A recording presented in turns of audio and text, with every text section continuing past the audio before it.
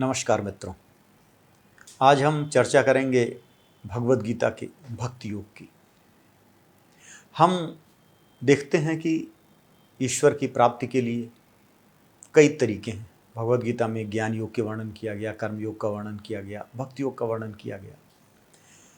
भगवान कृष्ण से अर्जुन पूछ रहे हैं कि जो भक्ति योग है, जो भक्त होते हैं और जो ज्ञान के द्वारा भगवान को पाना चाहते हैं, इनमें कौन श्रेष्ठ है? इनमें किस तरह का आचरण हमें करना चाहिए? हमें ज्ञान योग को फॉलो करना चाहिए या हमें भक्ति योग को फॉलो करना चाहिए? अर्जुन कह रहे हैं, एवं सतत युक्ता ये भक्तास्त्वाम पर्युपासते ये चाप्यक्षरम अव्यक्तम तेषाम के योग वित्तमः।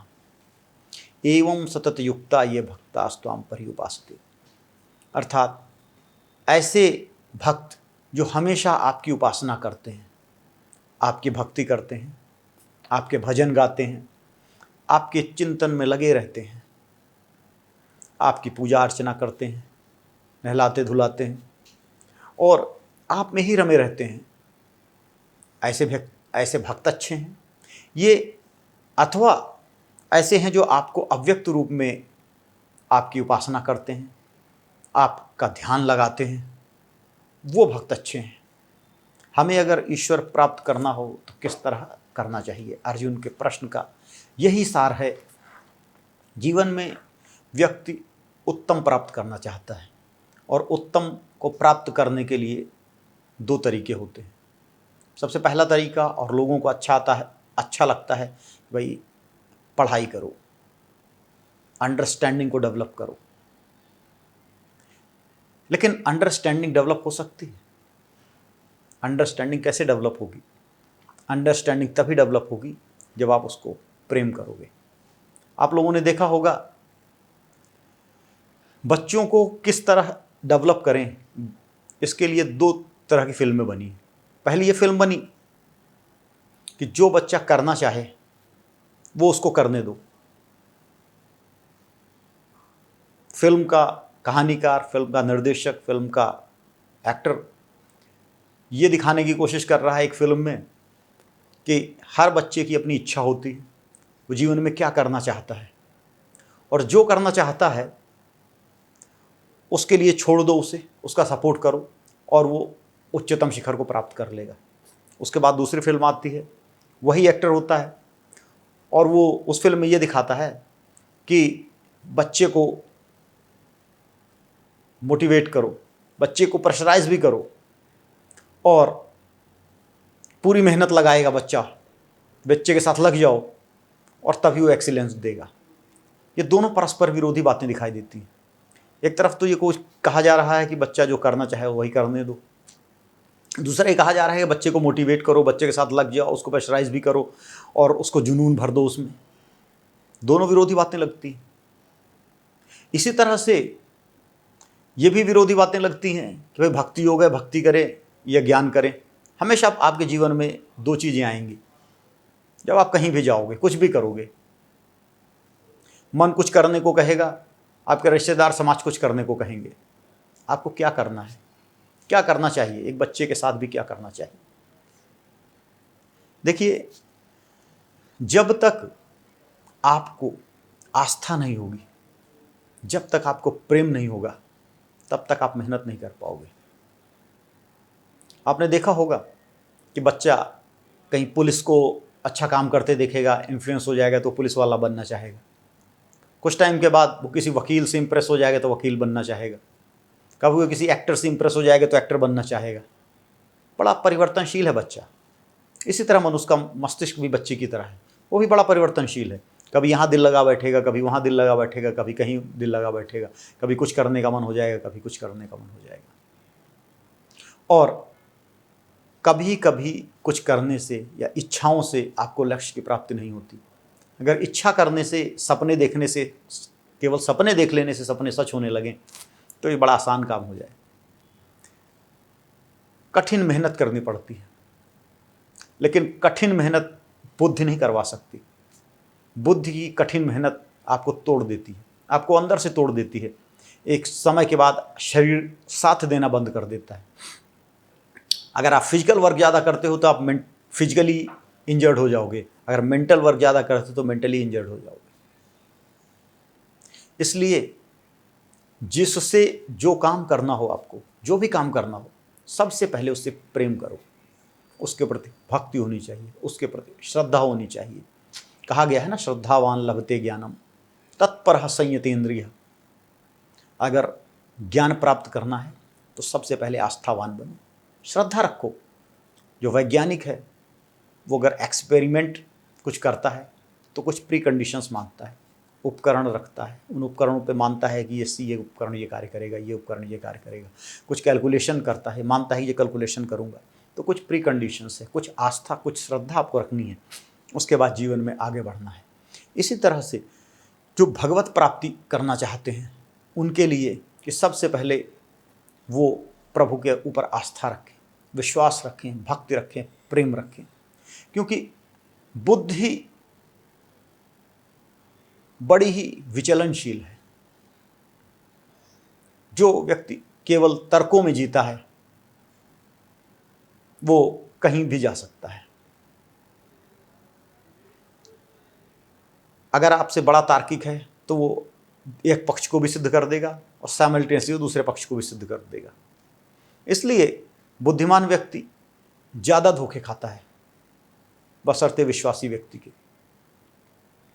जो विश्वासी व्यक्ति है, जो प्रेमी है, जिससे प्रेम कर लिया, वो केवल उसी को जानता है, उसी को समझता है और उसी के साथ लगा रहता है। इसीलिए कबीर कहते हैं कि 2.5 आखर प्रेम का पढ़े सो पंडित होए, पोथी पढ़ पढ़ जगमुआ पंडित भया न कोय। जो पोथी पढ़ना है, जो ज्ञान प्राप्त करना है, वो तो संसार का ज्ञान है, कितना ही प्राप्त कर लो, कितने ही तर्क कर लो, लेकिन जब तक आपने ईश्वर से दिल का कनेक्शन नहीं जोड़ा, अपने लक्ष्य से, कोई भी लक्ष्य जीवन में प्राप्त करना चाहते हो, जब तक दिल का कनेक्शन नहीं जोड़ा, जब तक आपने उससे प्रेम नहीं किया, तब तक आप अपने लक्ष्य को नहीं प्राप्त कर सकते।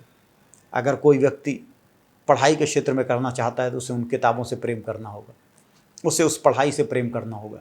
जो खिलाड़ी बनना चाहता है उसे खेल से प्रेम करना होगा। जो भी काम कर रहा है उसे अपने कर्तव्य से प्रेम करना होगा। और प्रेम भक्ति से आएगा। जब तक आपके अंदर भक्ति नहीं है, जब तक आपके अंदर श्रद्धा नहीं है, तब तक आप प्रेम नहीं कर सकते। इसलिए सबसे पहला लक्षण है भक्ति। जब तक आपके अंदर भक्ति नहीं है, जब तक आपके अंदर श्रद्धा नहीं है, तब तक आप भगवत प्राप्ति के अधिकारी नहीं हो। शुष्क बुद्धि से नैषा तर्केण मतिरापनीया। कठोपनिषद में ऋषि कहते हैं कि बहुत सारे लोग सुनते हैं और बहुत सारे लोग तर्क करते हैं, बहुत सारे चिंतक हुए हैं, लेकिन कोई भी चिंतक, कोई भी तार्किक व्यक्ति ईश्वर तक नहीं पहुंच सका, क्योंकि तर्क से द्वारा ईश्वरीय बुद्धि प्राप्त नहीं होती। यह तर्क सांसारिक ही है और यह सांसारिक बुद्धि को जन्म दे सकता है। यह तार्किक बुद्धि सांसारिक पदार्थों को के बारे में बता सकती है, परमात्मा का ज्ञान नहीं करा सकती। जिस तरह उंगली का अग्रभाग है, इससे आप हर चीज़, दूसरी चीज़ को तो छू सकते हो, लेकिन खुद इसको नहीं छू सकते हो। इसको छूने के लिए दूसरी उंगली से आप इस उंगली के अग्रभाग को छूओगे। लेकिन परमात्मा का ज्ञान क्या है? आत्मा से आप दुनिया को जान रहे हो, लेकिन आत्मा से आपको आत्मा को ही जानना है। जिस तरह आँख से आप सारी दुनिया को, बाहर चीज़ें देख रहे हो, लेकिन आँख से ही अगर आँख को देखो तो नहीं देख सकते। इसी तरह से इस बुद्धि से आप पूरे संसार को जान रहे हो, लेकिन इस बुद्धि से आपको इस आत्मा को देखना है, अपने आप को देखना है। इस अंतरात्मा से आपको अपने आप को देखना है, वो अंतरात्मा से आप अपने आप को नहीं देख सकते। उसके लिए सबसे पहले आपके पास आस्था होनी चाहिए, आपके पास भक्ति होनी चाहिए। वह भक्ति से आपके अंदर अंतरात्मा की शक्ति जागृत होगी, वह शक्ति से आप देख पाओगे। तो भक्ति सबसे पहले इम्पॉर्टेंट है। अगर कोई भक्ति के रास्ते पर बहुत आगे चला जाएगा तो कर्म और ज्ञान पीछे पीछे आते जाएंगे। इसी तरह अगर ज्ञान के रास्ते में भी आगे चला गया, इतने आगे चला गया कि जो भक्त ज्ञान का ही भक्त हो गया वो, तो भी कर्म और भक्ति साथ आ जाएंगे। भक्ति कर्म से भी मिली हुई है, भक्ति ज्ञान से भी मिली हुई है, बिना भक्ति के कुछ भी नहीं है। भगवान कृष्ण इसी बात को आगे बतलाते हैं कि किस तरह से जीवन में आगे बढ़ना है। भगवान कृष्ण कहते हैं, मयि आवेश्य मनो ये माम नित्य युक्ता उपासते श्रद्धया पर्योपेतास्ते ते युक्ततमा मतः। मयि आवेश्य मनो ये माम। जो व्यक्ति, जो भक्तजन अपने मन को मेरे में आविष्ट कर देते हैं, मई आवेश, मेरे में ही लगा देते हैं। नित्य युक्ता उपासते, और नित्य मेरी उपासना करते हैं। नित्य युक्ता, हमेशा चिंतन प्रभु में ही लगा रहे। हम क्या करते हैं कि 10 मिनट के लिए अपने प्रेयर रूम में गए, पूजा करने गए, आरती उतारी, पूजा की, वापस आ गए, फिर दूसरे कामों में लग गए, फिर शाम को गए, फिर पूजा कर ली। पूजा का उद्देश्य हमारे चित्त को निर्मल करना है, और हम पूजा को अपना उत्तरदायित्व मान लेते हैं। तो जो व्यक्ति समाज में, जीवन में कुछ सिद्धि चाहते हैं, कुछ बनना चाहते हैं, कुछ लौकिक चीज़ चाहते हैं, उन व्यक्तियों के लिए बहुत अच्छा है किसी भी देवता की उपासना कर लें। बुद्धि चाहते हैं तो सरस्वती की उपासना कर लें, धन चाहते हैं लक्ष्मी की उपासना कर लें, बहुत सारे अन्य देवी देवता हैं, किसी की उपासना कर लें। लेकिन ऐसे साधक हैं जो आत्म साक्षात्कार करना चाहते हैं, आत्म तत्व की प्राप्ति करना चाहते हैं, परमात्मा को पाना चाहते हैं, ऐसे व्यक्तियों के लिए है कि नित्य युक्ता उपासते। उनका हर क्षण भगवान के लिए होना चाहिए, भगवान का जाप चलता रहना चाहिए। अगर आप नित्य प्रति निरंतर प्रभु की कृपा करते रहो, प्रभु का भक्ति में लगे रहो, तो धीरे धीरे आपके मनस की एक ऐसी अवस्था आ जाती है कि हमेशा प्रभु का नाम आपकी अंतरात्मा में चलता रहता है। आपका काम कुछ भी चलता रहेगा, आप संसार के काम करते रहोगे, लेकिन मन में आपके राम नाम की लय चलती रहेगी, गुरु नाम की लय चलती रहेगी, सत नाम की लय चलती रहेगी। वह नाम उसे कोई भी दे दो, वो प्रभु का ही नाम है, जिस नाम की लय आपके मन में चलती रहती है। इसको अजपा जप कहते हैं। अजपा जप वो है जब उसे जपने की आवश्यकता नहीं हो, आप कार्य को करते हो। जब तक कार्य को करते हो कृत्रिम होता है। जैसे आप नहर चलाते हो, नहर के लिए उसको चलाना पड़ता है। आप मोटर चलाते हो पानी चलाने के लिए, चलाना पड़ता है, लेकिन नदी अपने आप बहती रहती है, उसके लिए कोई प्रयत्न नहीं करना पड़ता, वो बहती रहती है, बहती रहती है, चलती रहती है। इसी तरह अजपा जप है। जब आप प्रयत्नपूर्वक काम करते हो तो वो जपा जप है, जपना पड़ता है, आपको मेहनत लगानी पड़ती है। लेकिन जब आपकी मेहनत इतनी संचित हो गई, इतना आपका चित्त उसमें तल्लीन हो गया कि अब आपको उसका नाम लेने की आवश्यकता नहीं है, वो अंतरात्मा का स्वरूप बन गया, और धीरे धीरे अपने आप ही मन की, चित्त की ऐसी अवस्था बनी कि वह नाम, हरिनाम, सतनाम चलता रहता है। तो वही नाम आपके अंदर गूंज जाता है, आपकी हर सेल्स के अंदर, आपके हर अंग के अंदर वह नाम एकीभूत हो जाता है। और ऐसे व्यक्ति जो होते हैं, मयि आवेश्य मनो ये माम नित्य युक्ता उपासते श्रद्धया पर्युपेतास्ते ते युक्तत्वामता। भगवान कहते हैं कि ऐसे व्यक्ति जो श्रद्धा से परिपूरित होते हैं, हमेशा मेरे ही नाम लेते रहते हैं, जाप करते रहते हैं, ऐसे व्यक्ति युक्त होते हैं। ऐसे व्यक्तियों को ही मैं योगी कहता हूँ।